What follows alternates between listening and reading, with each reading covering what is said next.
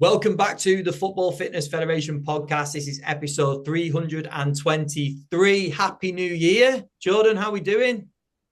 All good. Happy New Year. Snow's melted down here, so we can drive around and walk around again. So yeah, It's New Year sim 2025. Here we go. it's similar, mate, up here. It's very, very similar. But first episode of the year, I'm delighted to welcome onto the podcast Stephen Walsh. Stephen, how's things? Good. Thanks for having me on. Happy New Year to both of you and all the listeners. Thank you very much for coming on, mate. And another top recommendation from our friend David O'Connor. So big thank you to David for recommending Stephen. Like I've just said before we started recording, all of his recommendations so far have all been very good episodes. So I appreciate him reaching out and referring Stephen and diving into exactly what you do and have done, Stephen. So can you give us a little bit of a breakdown to start with on your career? Yeah, I suppose, long story short, I did my undergrad sport and exercise science in UL, and I would have finished in 2016. As part of my undergrad, I actually did my placement, so my third year placement in 2015 at Wolverhampton Wanderers. The way it worked out, my dad's actually a Wolves supporter, so it was actually a nice personal thing to do that for about 6 months. And that was my first, I suppose, exposure to S&C in a professional academy setting. I'm sure they still are, but they were a Category 1 academy at the time. So it was an eye-opening experience to see what, I suppose, academy sports science coaches do and the level of work that goes into managing an academy. In 2016, I finished, and then I realized that normal jobs or work wasn't for me. So I was like, hey, how do I bring what I did at Wolves to Ireland in a sense? Because at the time no one was doing it. S&C had that big myth around, oh, it's going to stunt your growth. People shouldn't be doing it until they get to 18, 19. All those things are still, but they were way more prevalent back in nearly 10 years ago. And started my own kind of coaching business in late 2016, 2017. And I had no space to work out of, so I was doing sessions in random parks, pitches when I could get them for free, doing a lot of work for free anyway, early 2017, and it just kind of like spiraled from there. I think with the speed side of things is also, especially in the last few years, it's definitely gotten a bit more traction with coaches and stuff, but it wasn't really well done. And at the time, I didn't know how to coach speed properly, how to progress it, like you would the strength stuff. As I think that's um, especially in your college courses, like that's looked at quite a lot on the strength side, but not so much the speed side, change of direction. So I was like, hey, here's another direction I can start to go in it with. Um, and then 2019, I was working out of a gym, and then early 2020, the C word hit. So we were kind of like caught with that for a few months. And I was going back to kind of what we did before, doing sessions outside when you could. And then around mid 2021, I was having conversations with my best friend at the time, who happened to be a client, who also happens to run his own family business, and we were just chatting backward and forward around, oh, Joe, what's the potential like to start our own place. So that conversation started, and then it finished with October 2021, Atlas High Performance opened, and we've been working out of there ever since. So it's a 4,500 square foot facility. Was the bare bones when we moved into it, so there was no toilets, no nothing. But it was like, fully blank canvas for us to work in. And it's been I suppose, a steady progression in the gym from there. But I think in the last a year and a half to 2 years, it's really taken off, working with all of our, I suppose, like bigger organizations locally, in different sports around the GA, ladies Gaelic football, hurling, soccer. I think in the gym we've got about 12 or 13 different sports on the books between teams and individuals. So it's, I'd like to think of us as the leaders in high performance S&C locally anyway, as that's how we've tried to, I suppose, market ourselves. And I'd nearly say 80, 85% of our actual clients and members are athletes involved in sports at different levels, and that's from recreational sports all the way up to professional sports as well. So we've a wide range of sports and a wide range of ages. I think our youngest in the gym is 10 or 11. I think the oldest is 72. So we've a massive range of ages there, sports, and we've grown the team from a team of one in the beginning to there's now five of us in the gym now. So I think from the business side, it's been an awful lot of learning in the last year as well. So there's balancing the role of the S&C performance coach, and I suppose a business owner that at the end of the day you have to make money to pay people. I'm And sure that's where we're at we'll now. get into some more about the people that you work with and the sort of approach you take shortly. But that's really interesting in terms of an introduction. What was the reason, Stephen, for not pursuing? Because a lot of people you speak to in S&C, in anything around performance, will be chasing some sort of role at a club and then probably transition to something like you're doing now. And you didn't pursue that. You went straight into literally, like you said, seeking out pitches, getting space to work with people on privately. And then that's allowed you to then get into this facility and work with all these different sports and athletes that you're working with. Well, you never pursued the sort of professional sport route. Why was that? I think there's a couple of reasons. One of them probably, well, a lot of them are probably more personal around the time as in when I was at Wolves. It was 2015, so I was what 21, and I seen firsthand how much time goes into work at a professional level, and we see it all the time when you see a job advertisement and it's 40 hours a week, but we all know it's not 40 hours a week because you're there when the first team that you're involved with comes in, which could be if you're working with under 16, under 18 full-time scholars, they're in at 7, 8 in the morning. And then you don't leave until the last team leaves, essentially. So that could be again 9 or 10 at night, and then you have to do that pretty much all week. And don't get me wrong, I think the work itself is very enjoyable and rewarding, and to say you've worked at the top level is definitely an itch I probably would like to scratch at some point, but I'm still only 31 the end of the month, so I still have time. But I think I just didn't want to have that be the first couple of years of my professional career, because it's a lot of time to invest, and especially from our side in Ireland, there's not many, if any, professional setups that you can go into. So at bare minimum, you're going to have to go abroad anyway to the UK or somewhere in Europe if you're lucky enough to get there.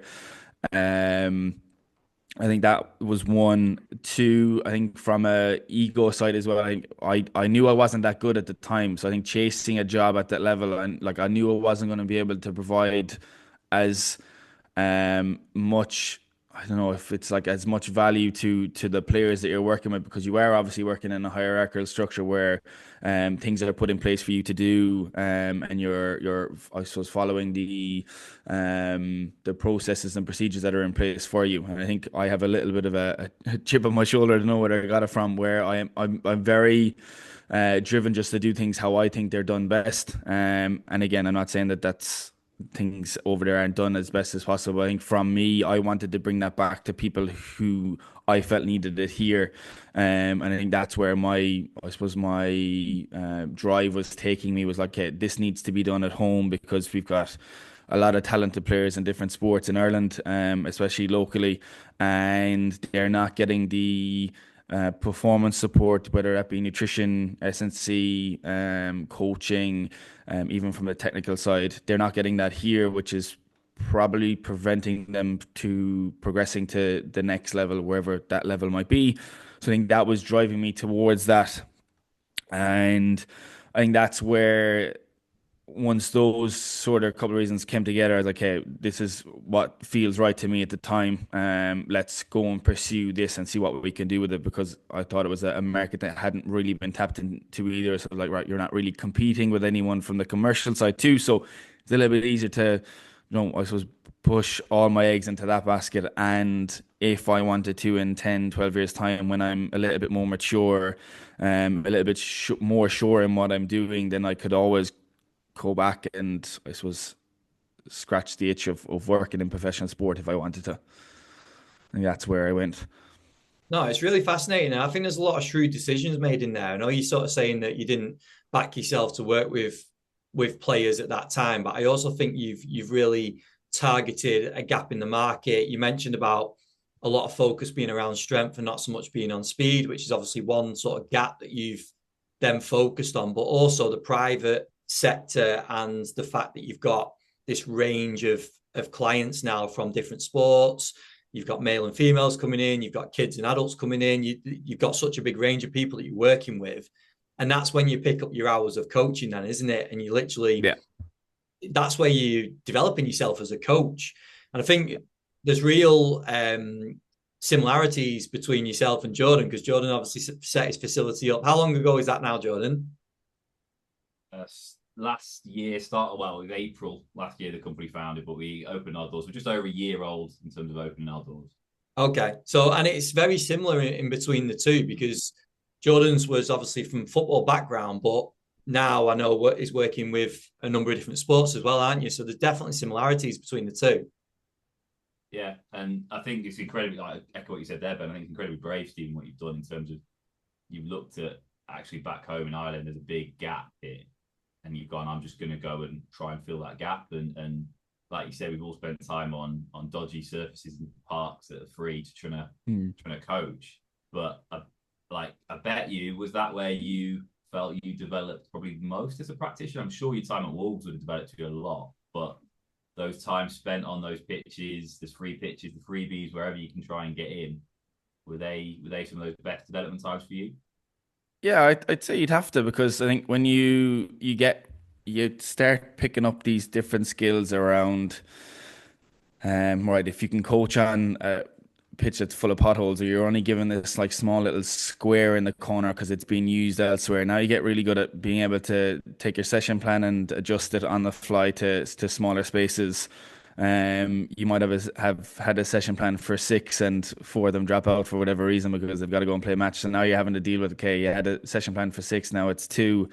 I think being able to coach a range of different ages within the same age group is a skill that you might not pick up if you're working, I suppose, at the top level, because you're given at that level, you're given a specific group of an age group of a skill level that's relatively similar. Obviously, you're going to have your outliers in those groups anyway, but I think the average skill level of the group is quite similar. Whereas when you work privately in those park sessions, you could have one person who's a phenomenal athlete and kind of knows what they're doing, and you just kind of have to set up the drills and just get out of their way. And then you've got someone who just needs to be nearly handheld through every cone that you have laid down. And it's, I think, those times where, okay, how can you facilitate a 45 to 60 minute session with two athletes who are on two different spectrums, and still have both, make them both better, and still engage for that entire session. And I think you just, the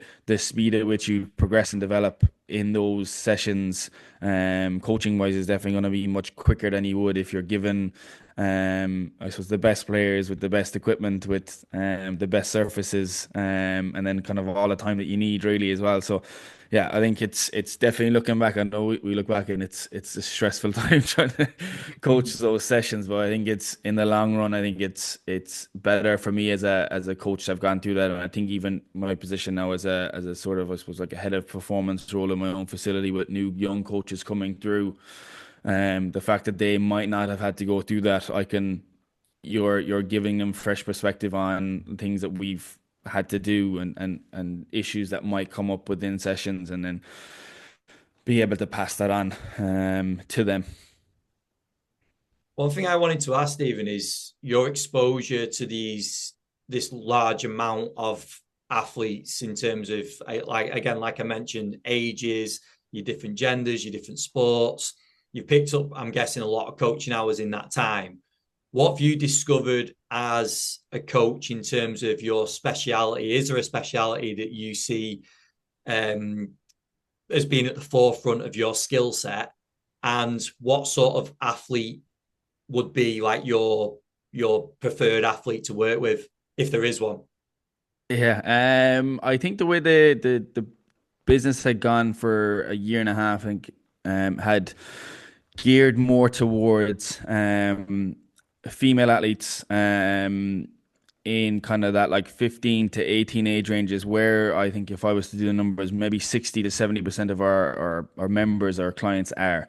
How that came about, I think it was when I first started doing S&C in the gym. I think that's like the first couple of referrals that we had got were um, I suppose athletes of that age range and female. And I think it's just kind of like any referrals that we do get then tend to be of that similar. So I think if you ask me, I think anybody who's worked at like boys versus girls as well, like girls tend to suit my coaching style a lot better. I'm you can have I suppose the authoritarian style approach to coaching where it's like very military style, loud, very regimented, and then my coaching style tends to be a little bit more laid back, very I suppose conversational approach to coaching, and I think that has just suited that population very well, who may not be very used to being in the gym, who I think with females especially, they do tend to want to know why they're doing things more so than boys do. I think with boys, they just want to be told what to do, when to do it, how to do it, and then just like get out of their way while they do it. Whereas females tend to want to know why. I think once you explain to them why they're doing it, the buy-in from that side of the group is it. I think the time to buy in is much shorter, and I think once you teach them how to, I suppose, strain appropriately in the gym and show them how strong they actually are, the rate of progress can be actually, like phenomenally quicker. So I think if you were asking me what my ideal, I suppose, like development athlete age, 14 to 18 females, and that's also I think that age range is probably the predominant age in the gym we have as well. From I suppose a speciality coaching wise, I would say definitely more on the speed side recently, like speed and change of direction. I think it's just something that I've looked at way more in the last kind of 3 or 4 years, and like almost to the point where like you're obsessed with following people because you're just trying to get like more and more information to try and put it all together. Um, I think because of the age profile that we do work with as well, they're mostly development age athletes, so we don't really get to the point where you're doing a lot of like advanced like strength training modalities, or even advanced like plyometrics like work. So the majority of our work in the gym tends to be a lot more coaching and technical orientated around specific positions, and getting a feel for where your body should be, and the shapes that you're trying to make, and video feedback, and all those sorts of things. I think that's just what I've done more of over the last 2 or 3 years, and I think I've gotten pretty good at it. And it's probably what I enjoy the most about, I suppose, the coaching side too.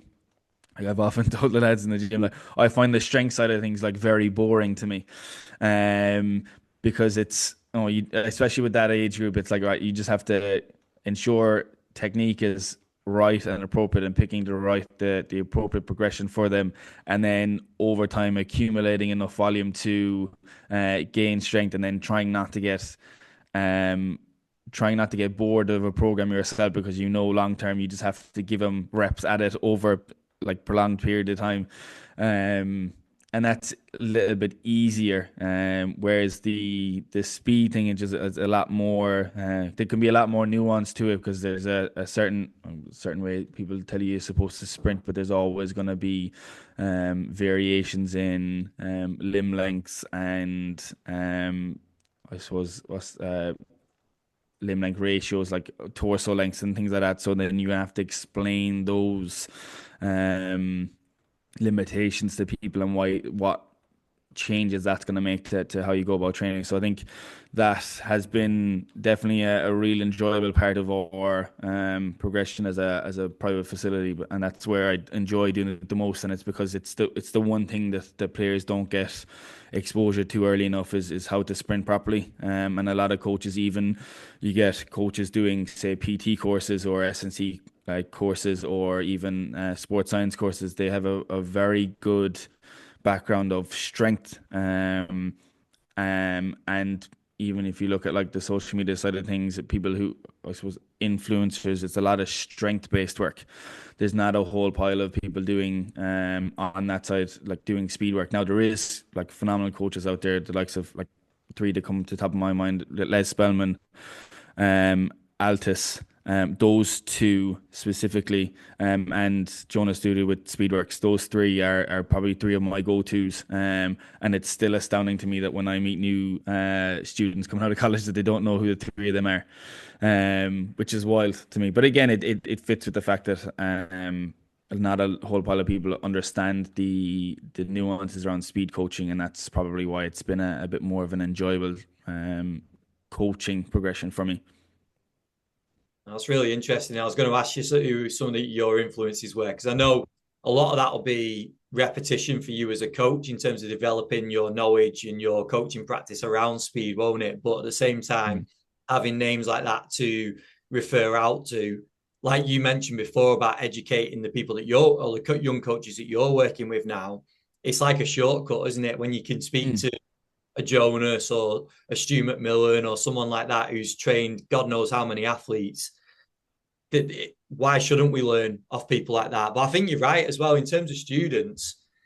Hopefully, these conversations will be really valuable to say, okay, so you've not covered too much around speed development and coaching speed, but straight away you've given 3 resources for people or coaches in general to go and research and look at some of the work being done. And I think that's really valuable.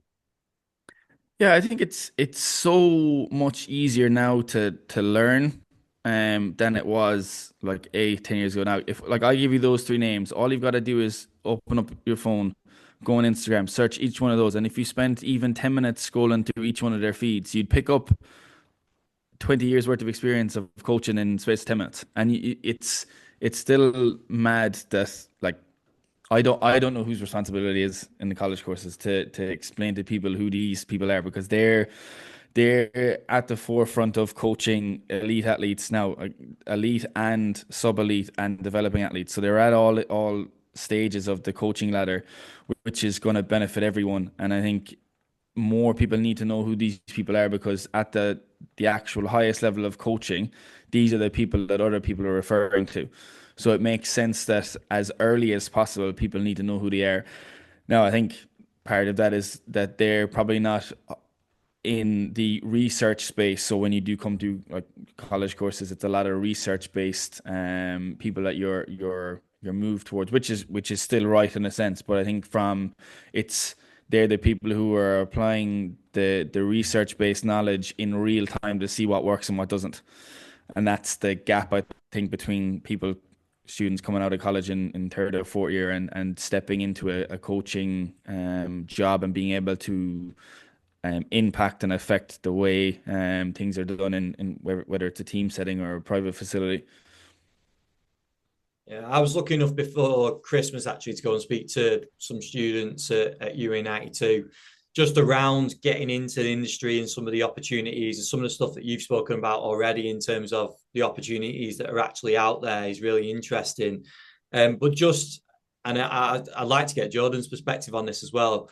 In terms of gaps that students are coming out from university with, we've obviously talked about speed, but from your perspective, Stephen and Jordan as well, what are the other bits of advice that you give students to say, okay, you've got your education, you've got your degree or your master's or whatever it is, but for you to work like Stephen does, like Jordan does with these athletes, you're also going to have to look at X, Y, and Z.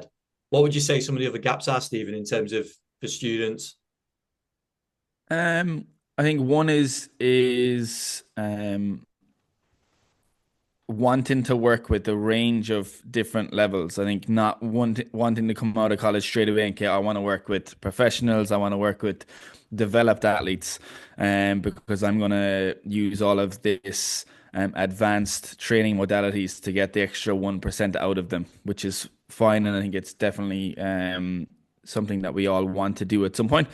I think coming out of university or college course and jumping straight into coaching a developing athlete at 12, 13 and being able to teach them how to walk in a straight line can be very humbling for people, because again, Jordan will notice when you work in a private facility, you are getting athletes who do have coordination issues. They do have, then you do a whole host of, like I suppose, athletic, um, development that they need to go through first before you can even think about any sort of advanced training technique. So I think having an open mind as to who you want to work with and who you're willing to put an effort in, because we do see it sometimes where the higher the level of athlete you work with, the higher the intent around the coaching session is.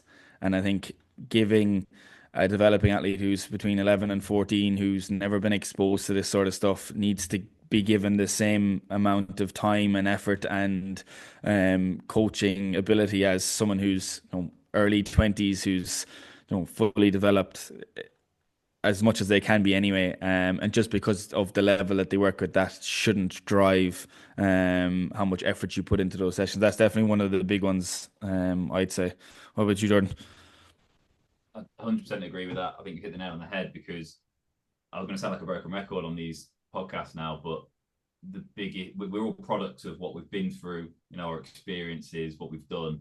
And ultimately, I think what we see a lot of with placement students coming in, even when I was still at the clubs, placement sandwich year students, things like that coming in, knew loads of stuff, but their actual technical ability, or not even technical, just their ability to cope and just be around players and just absorb it and just be in the gym and be present and not be hiding in the corner because it's just way too much for them. I think you see that a lot. And I think just coaching, regardless of level, like you say, you're not going to go in at the top level, and I think there's loads of things you've said in this podcast already, Steve, which I really like. And I think it's a good lesson for a lot of younger practitioners, because, I think a lot of people would go, like Ben said earlier, they'd do a placement or a sandwich year at a club and go, right, this is me. This is what I did. I want to be in professional sport now, and I want to work with the X age groups for the foreseeable future. But like you've said, you come out and you've got a session with what was originally 6 and now it's 2, and they're a different age group. One can't move, one can move.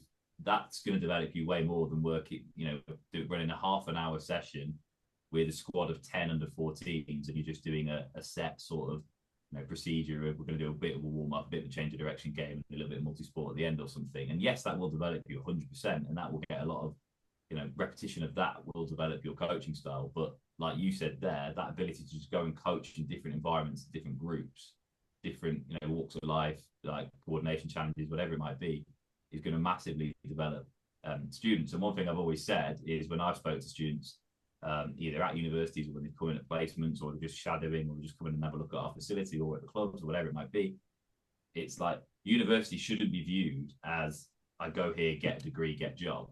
It should be, I go here, I go to this university, and that allows me all these more opportunities around the degree.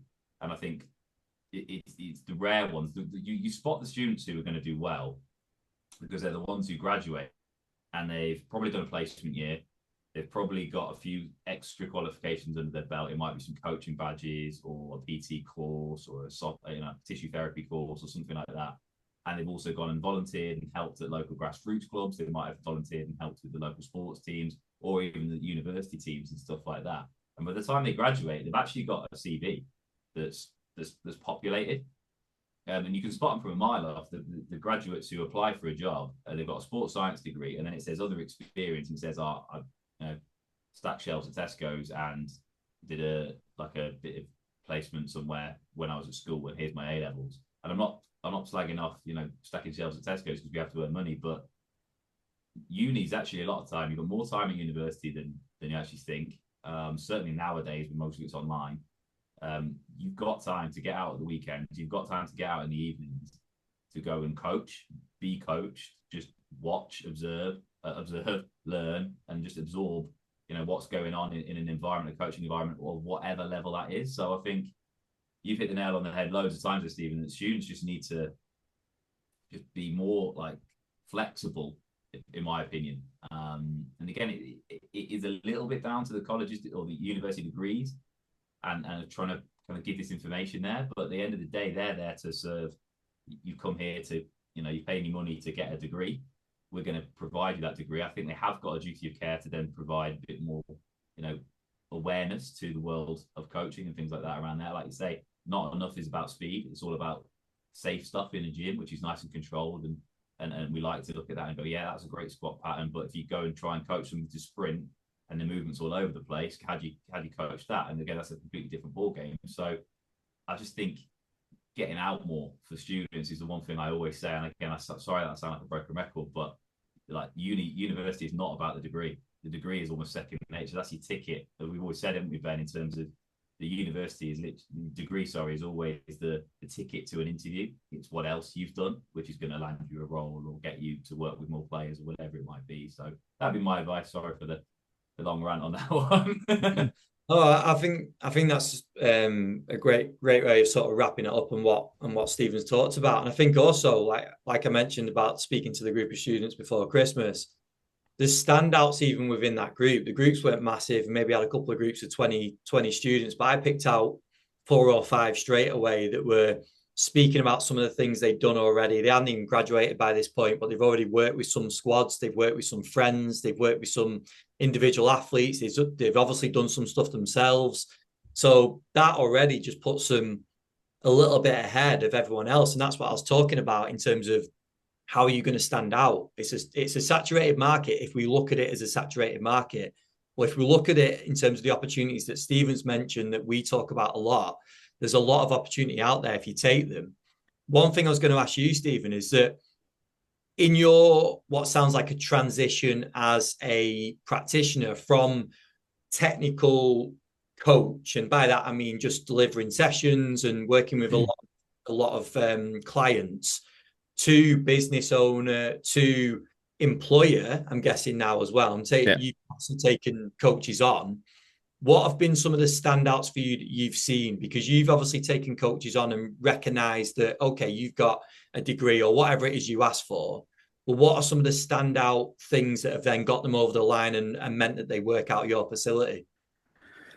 I think for the big one for us is just have they got the people skills to hold a conversation first. So I think the first thing I've done is looked at their CV, obviously seen what they've been doing, but then just bring them in for a chat, bring them in, see how they hold a conversation, see what their people skills are like, because it's very easy to teach someone how to coach someone, the technical side of what you're doing, because we've got, at this point now, we've got processes in place for how all of our sessions are programmed, all of our groups and how that looks. So I think that's the easy side of the hard skills of coaching, whereas the soft skills are, okay, can someone look at you in the eye when they're talking to you?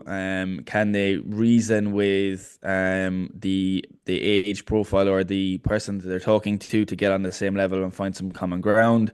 Can they hold someone's attention for 45 to 60 minutes, especially if you're coaching a group of 11, 12-year-olds? That's a big thing, because a lot of times they're not really going to want to listen to you. And do you have skills to bring them back in? Can they deal with absolute chaos in the gym? Sometimes I'm just thinking about, like, this week's now Monday and Wednesdays are a busy time. So the way we've staggered our start time. So I think there's like 6 teams training tonight. So it's like 6, half 6, 7, half 7, 8. So there'll be 40, 50 people in the gym at the same time, and there'll be 2 different teams, and it'll just be all noise. So, can you deal with that? I think it's you don't really get a feel for if they can manage that until they've done it. So I think the 2 ways in which we've kind of like looked around that is bring them in for conversation 1-to-1 first, just to chat to them, see how they are, just to talk about their CV, get a bit more context in them, see what type of person they are, and then can you bring them in for an evening? And we tell them it's the shadow, but I think it's just like that. It's like, all right, shadow, see how you get on, and then what you'll see is, like, most people will shadow and ask questions. Most people will shadow and sorry, some people will shadow and ask questions. Some people will shadow and ask, can they get involved, or they'll engage with people around them and doing different things. Most people, when they hear the word shadow, they would literally, as Jordan said, go and stand in the corner and wait until they're told what to do. And I don't use it as a test, but it's more, okay, are you ready for the type of chaos that this gym is going to be in the evening time.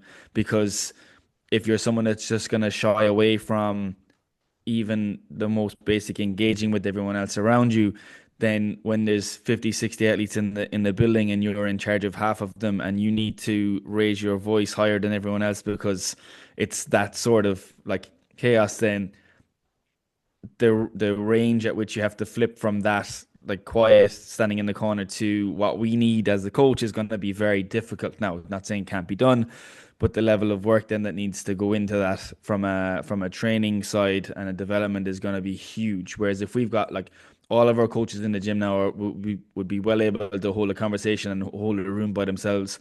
I've every faith in all four of them. If I was to give them a group of 50 athletes on their own, that they'd manage it. Like personally, they're all able for it. Would the level of coaching drop a little bit naturally enough because it would with any coach, but they'd still manage to deliver a session to that many athletes that's of decent enough quality. And I think that's the hardest part about being a coach is that all these soft skills that, as Jordan said, you don't really develop them until you're in it. And then the hard thing for students on both ends is that you've got probably a course that doesn't provide enough practical opportunities to observe and actually coach and develop that. But then you've also got a market, especially in probably in the UK, where there's a load of different professional sports and age groups that can just pick and choose who they bring in for free essentially, and you're having to try and stand out. It's that whole cliche of you're trying to get a job without experience and you can't get experience without a job. But I think like that there's so many different levels of where you could go with getting experience. It doesn't have to be in a team setting. It could be again something as simple like there's beside us there's a gymnastics club beside us, and I've always recommended anyone that comes to us who's like 9 or 10 or younger and they haven't they want to come in and train with us. I always tell them like, look, go gymnastics or swimming or probably two of the. But like getting involved in different sports and getting outside of your comfort zone, there's so many different levels of opportunities that aren't professional clubs or even like high level sports clubs that you just need to just get out there and just talk to people. It's another skill that I think is lost on a lot of people is actually the ability to have a conversation, to hold a conversation for long enough to be somewhat interesting. When you're talking to someone about something that's not sport. So those things again, they're and it's easy for us because we've been through it and we wouldn't know what it's like. And I think the environment does change quite rapidly in college settings around courses and how opportunities present themselves. But I think for us, that's kind of what I'm looking at really is the social skills and the soft skills of how are they as a person, because all the other coaching bits I feel confident enough that we can help them with those skills and move them along. But if they don't have the social skills to support themselves, then it's going to be very difficult for both us and them long term. The reality with that is, I'm sure there'll be some listeners, hopefully there's a lot of students listening that will take that advice. And there might be some that think, oh God, like I couldn't imagine being in a room with 50, trying to control 50 people. I want to get to first team level because that'll be different. The reality is it isn't. And you need to be able to do that regardless of who you're going to work with, whether you're going to work in a facility like Stephen's, like Jordan's, whether you're going to work in the Premier League or whoever it's going to be. You have to develop that skill that Stephen's just talked about in terms of being in control of that room and being able to control that amount of people. Because we all know the experiences that we've had when even if you're in a first team environment with 10 players in front of you, that's like 10 children, whether they're adults or not, that they're going to be pulling each other's pants down, messing around. So you have to be able to control them as well. So that test, I know you said it isn't a test even, but it's a test of a coach. I think that having that ability to do that is such good advice. And if you haven't put yourself in that environment, you need to find a way of doing that. Because it doesn't matter how many courses you do, how long you spend at uni, your master's, your PhD. If you can't do that, you're not going to get the message across. Jordan, you got anything on that? Yeah, I was just going to say, sorry, I was just thinking of the answer, but what I was going to say was you've hit the nail on the head with what you just finished on the point there. I know a few coaches just sprang to mind straight away, and I thought that I've seen them posting on LinkedIn, oh, I've just completed this course, I've just done this course, I've just done this course. I was thinking, I've seen you coach, and don't worry about these random courses you're doing. Go and coach. It's a little bit harsh, but everyone does things differently. I get that, but for me, the big thing is coaching's acting. At the end of the day, like coaching is acting, and then people might go, "What do you mean by that?" Coaching is a real skill, but regardless of how you're feeling on the day, what you've got going on at home, what the journey in was like, the traffic was bad, your car broke down. The athletes don't care. Like you've got to walk into a room of first team players, of youngsters who just want to pick their nose and run around, boot a ball at a wall. They don't give a monkey's what's just happened with you in your outside world. You need to walk in and just snap straight on, like an actor does. They walk on stage, they might be nervous as hell, this, that, the other. They walk on stage and bang, they're in character. And that for me is what coaching is a lot of the time. I think back to some of the toughest moments of my career. I referred to it in the Notts County episode with Mike Brown. We're talking about our experiences back then. My first essentially debut with the first team, having known about it, less than sort of 24 hours ago, you're doing tomorrow's match Swindon at home. And I was nervous as hell, but you couldn't show it. You had to I probably did show it, but you had to just switch on and go. And yeah, I needed quite a strong drink at the end of that day, but it was it was one of those things. You just have to learn that skill of being able to almost act. And I love the phrase like pretend to be brave even when you're not, sort of thing. And it's true. And if you're a young practitioner, or if you're a student thinking, well, that's well out my comfort zone, like you have to just jump. Because if you don't jump, you're always going to be stuck on the sidelines a little bit and going, no, I don't think I can handle a room 50 athletes. Because if you can, then you're good. You're going to be fine, sort of thing. So yeah, I think that's loads of really good points in there, certainly for young practitioners, but also like it's good to remember for older practitioners as well. Like we've all got troubles going on at home, money, whatever it might be. Like sometimes you've had a bad day, don't let it seep through into your athletes, because if the athletes sniff it that you're not on it that day, they'll run with it. They'll be like, oh, it was a crap warm up. Yeah, let's just mess around. He's not on it. He's not concentrating. He's not watching what we're doing. Let's just take the mick a little bit. So you've got to be on it. You've got to just snap straight in when you walk into the room a little bit. It's why I also find your career really interesting, Stephen, because you've obviously, like I mentioned at the start, you've sort of gone the other way from a lot of what people will do. They get that experience like you did at Wolves. They probably then seek the next experience, and then eventually set up something like you've done, and then pick up the hours of working with all these different athletes.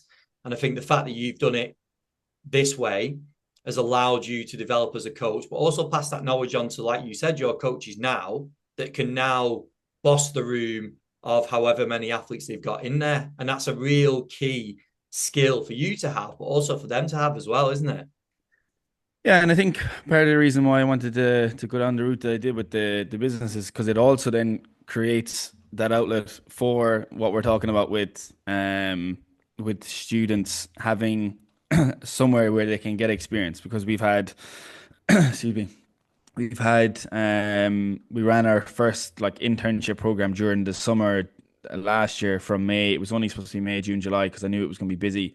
And then as we head into like October, November, December, it gets even busier with teams in off season over here. But it gives students an outlet for placement in a scenario where it's not quite it's not a professional setup. So, and I think people need to understand as well the difference between a team and an organization versus a private facility. And Jordan, you know this as well. It's like everything's like self-funded, from a sense of like, if there's nobody in the building, there's no money coming into the building, and everything is paid for with money that comes in. So then you also have this other skill set that you learn as a practitioner, is from a marketing side, is okay, how can you be the best coach that gets the best results, but also be the best coach that gets people to come back.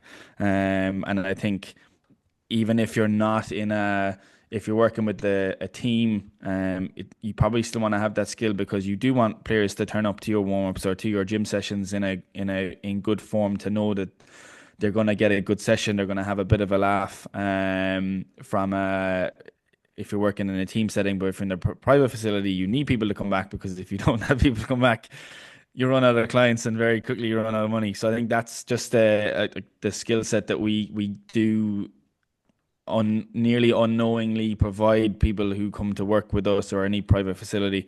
And as I was saying around, that's why I wanted to have a private swap, because now you're in a position where you can actually give coaches, not just like recent graduates, but coaches an avenue to have work or even just experience working with a variety of different age groups, and something that's different. That's not like your typical professional sports or team setting, because it's difficult to get jobs, even with like teams over here as well that aren't professional. It's like you have to have some sort of a CV where if clubs and organizations are going to part with their hard-earned money for however they like to fundraise, and they're going to give it to you to do a job, then you need to be able to show that you can do the job.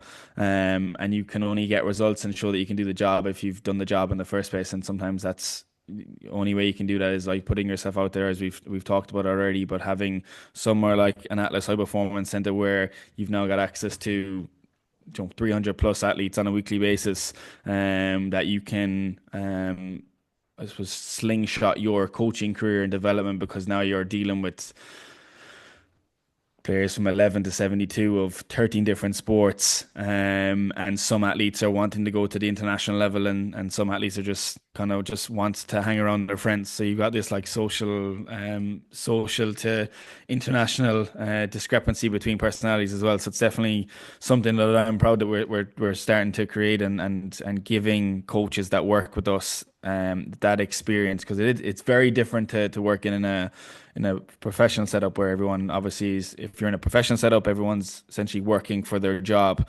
You've got athletes who might be in a contract year who are trying to prove that they're worth another year or two, and then you've got some, we say, like when I was at Wolves, you had your under 16 under 18 scholars who are essentially training and playing every week for their first professional contract.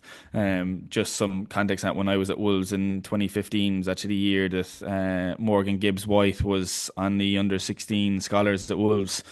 So again, of the players that I would have had exposure to there, he's probably the only one that's now playing at the top level. Now there's obviously plenty of players still playing and making a career for themselves, but it's like that's the I suppose the social flexibility you need to have as a coach, regardless of whether you're at the professional setup or in a private facility. You are working with players and athletes and people that have different wants and needs, and being able to flex through, okay, this person wants to play professionally in 3 or 4 years time, so I need to respect that. And then this person, they're just happy to be involved with their mates, so obviously have to cater for that within the same session. And the professional setup doesn't often give you exposure to that, but it's definitely skills that you can bring into that, because sometimes you're going to have a Monday recovery session with a professional team. They might have just lost at the weekend, so you're the first contact with that group since they've lost the game, and you need to bring the vibes back up in the start of the week. So being able to, okay, this is what's needed for this group. I think they're just a bunch of skills that you do need at the professional level, and you can still get them at which is private facility at different age groups and different levels. Brilliant. I think that's a really nice way of wrapping things up, Stephen. I think you've covered some really important stuff there around coaching and just developing as a coach, getting the experiences and the different pathways that are available as well. So I really appreciate you covering everything that you've got going on. Just to wrap us up, will you give, if people have got questions or they want to reach out to you, there might be people interested in seeing the facility, where would you direct people to go? First off, so the website is www.atlas, so atlashpc.e. My own email address is stephen@atlaszpc.e. And then you can follow me on Instagram as well. It's sw_elite. That's my Instagram handle, those three. You can find me there. Perfect. Really appreciate that. Jordan, any final thoughts? Just massive thanks, Stephen. Really, really valuable insight, I think, for a lot of coaches, certainly young coaches. So yeah, thanks for coming on and sharing. Cheers, appreciate it. Jordan, first one of 2025 in the bag. Very good episode. I really enjoyed that chat with Stephen. We've not spoke before, so it was great to speak to him and just explore his career path, which is obviously different to how a lot of people tend to develop as a coach. But I think in terms of the applied side of what he's done, there's some massive lessons in that one, isn't there? Yeah, 100%. I think it's not very, but slightly different career path, like you say. But I liked it because it's hopefully showing more people different ways. At the end of the day, he's still a high performance coach. He's still coaching athletes every day. Doesn't mean you have to have done it at X amount of clubs before or after. There's different ways of getting there. And I think the points he's making around, being brave essentially and learning to go, or being brave just to go, I want to go and learn with any coach or with any athlete. I don't care who I'm coaching.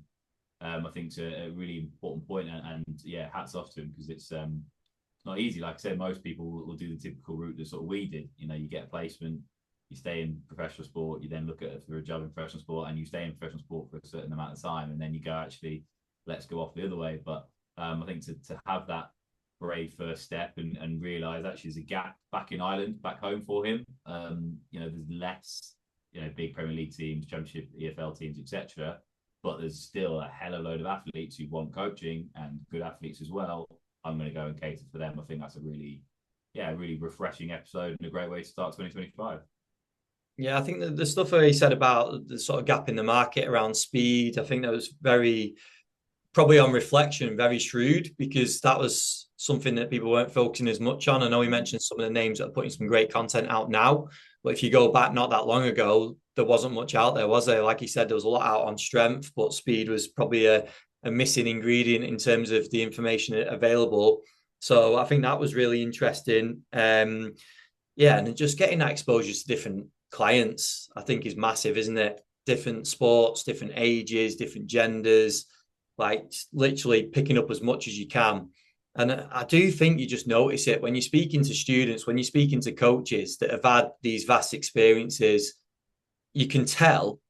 And also it's different sort of cultures within sports as well, like different languages that they might use in terms of phrases of coaching and things. You can pick up so much stuff like that. And when you see coaches that have had these experiences, they're able to just, I don't know, the communication just seems a lot smoother with athletes, doesn't it? So I think that's a great bit of advice from him as well. And the other thing that I thought was massive was the ability to deal with chaos. And he said about being in that room with 40, 50 athletes, whatever it is, developing that ability to deal with that is absolutely vital, regardless of who you're going to work with. Like you've just got to develop that as a coach regardless. So, and that's obviously some great work that they're doing at the facility. So no, it was really good to chat with Stephen. I hope everyone enjoyed the episode, which I'm sure they did, because there's loads to take away from that one. First one of the year, I think it's a strong start. We've got some really cool ones coming up as well.